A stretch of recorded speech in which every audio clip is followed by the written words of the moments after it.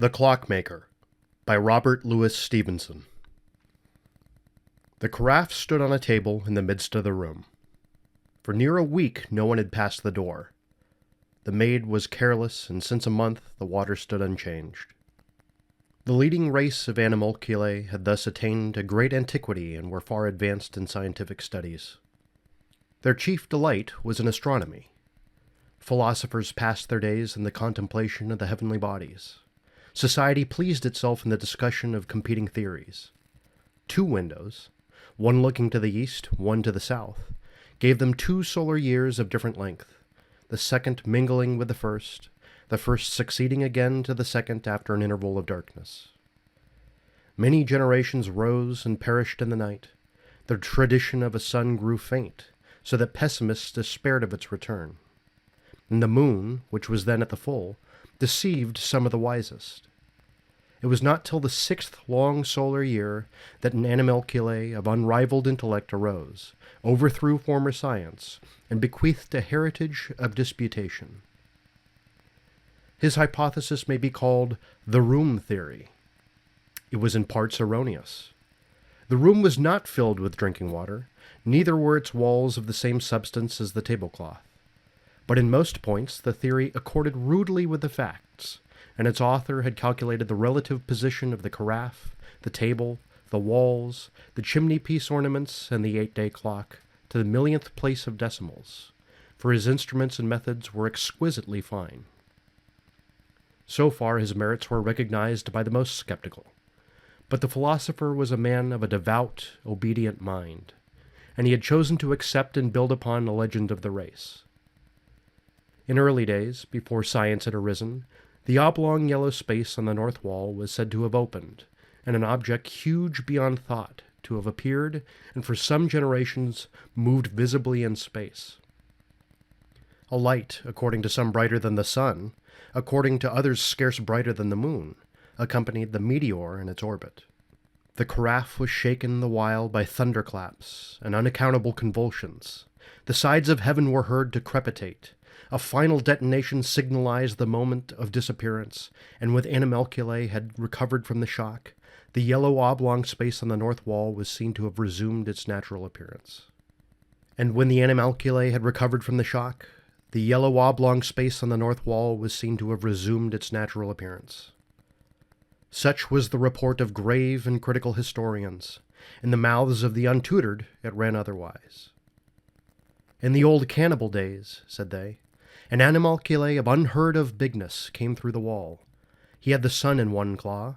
The movement of his swimming shook the whole carafe, and before going out again he did something to the clock. To the amazement of society, it was this popular version the philosopher accepted. A light-bearing colossus, similar to the one observed, walked at stated periods about the outer walls of the room, and his passage before first one window and then another explained the solar years. But the philosopher went further still. In the animalcular cosmos, there was one feature of superlative abnormality: the clock, with its pendulum, its dial, and its hands. Generations of observers had proved beyond question that the pendulum swayed, that the hands crept about the dial, that the phenomenon of the chimes occurred at intervals of a roughly approximate equality, and that it was at least possible to conceive a relation between these intervals and the precession of the hands. Attention became early riveted upon the clock. The evidences of purpose in creation centered there. The Creator, who spoke obscurely in his other works, seemed in the clock to utter an authentic voice, and theism and atheism joined battle on the question of the clockmaker. The animalcular Newton was a clockmakerist, and he hazarded the bold guess that the colossus who carried a lamp around the room would be forced to regulate his movements by clock time.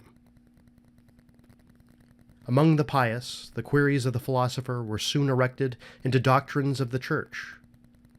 The colossus of the legend was identified with the sun, both with the maker of the clock. The cultus of the clockmaker succeeded in the place of earlier religions, water worship, ancestor worship, and the barbarous adoration of the chimney-piece. To him all virtues were attributed, and all becoming animalcular behavior was massed under the rubric of clockmakerly behavior. The other party cried out the while on animalcular morphism. The philosopher had declared all space to be occupied by water. Nothing was less proved, nothing less provable. Beyond the inner skin of the bottle, water ceased. And if so, where was your clockmaker? Life implied water. Thought implied water. No one not living in water could conceive the idea of time. How much less of a clock? Examine your hypothesis, said the clockmakerists, and it comes to this. A creature that lives in water living out of water. Can reasonable animalculae amuse themselves with such absurdities? And granting the impossible, granting, for the sake of argument, that life and thought exist beyond the walls of the carafe, why does not the clockmaker declare himself? It would be easy for him to communicate with animalculae. It would have been easy for him, when he made the clock, to have placed upon the dial intelligible signs. The 47th proposition, for example, or even, had he cared, some meter of the flight of time. And instead, at distances grossly approximating to equality, there occur senseless marks, the result, probably, of a bulletism. If, then, a clockmaker exist, he must be figured as a frivolous and malignant wretch who fashioned the carafe, the table and the room, with a single view to gloat on the miseries of the animalculae. Such opinions found a more violent expression in the mouths of contemporary poets.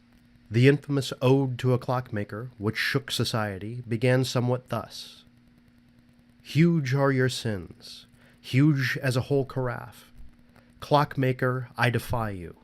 Your cruelty is greater than a vase upon the chimney-piece, and round is the face of the clock. You are strong, you boast yourself. You are cunning and contrive timepieces. Vain are your strength and cunning. Let but one right-minded animalculae look you in the face.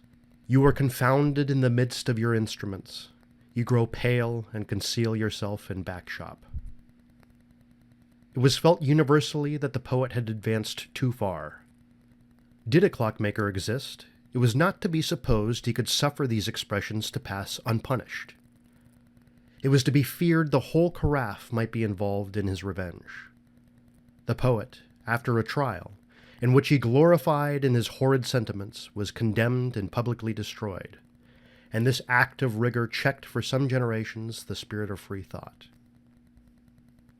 The dawn of the 7th double solar year was anxiously expected. As the moment approached, every telescope in the bottle was directed on the eastern window or the clock, and after the event had taken place, and while the calculations were being prepared, crowds waited at the doors of astronomers, some in prayer, some irreverently betting on the result. It was inconclusive. The clock and the sun were in no precise accordance. It was impossible for the most ardent of the faithful to cry victory. But the discrepancy was small, and the most solid of the freethinkers was conscious of a private doubt. And the clockmaker displayed in all his works, the clockmaker vindicated, and true clockmakerly science displayed and justified, the pious sought to gloss over their disappointment. In works of a different complexion, freethinkers magnified their victory. As the hours passed and generation succeeded to generation, faith was perceived to have been shaken. The belief in a clockmaker steadily declined, and soon the clock itself, with its falling movements and irregular regularity, became a theme for jesters. In the midst of this, the oblong yellow space in the north wall was seen to open, and the clockmaker entered and proceeded to wind up the clock. The revulsion was complete. Animalcules of every age and station crowded to the seats of worship. The carafe rang with psalms, and there was no sentient creature from one side of the bottle to the other who would not have sacrificed all that he possessed to do the clockmaker a service. By the time he had done winding the clockmaker spied the carafe, and being thirsty after last night's beer, drained it to the dregs. For 3 weeks after, he lay sick in bed, and the doctor, who attended him, had the water supply of that part of town completely overhauled.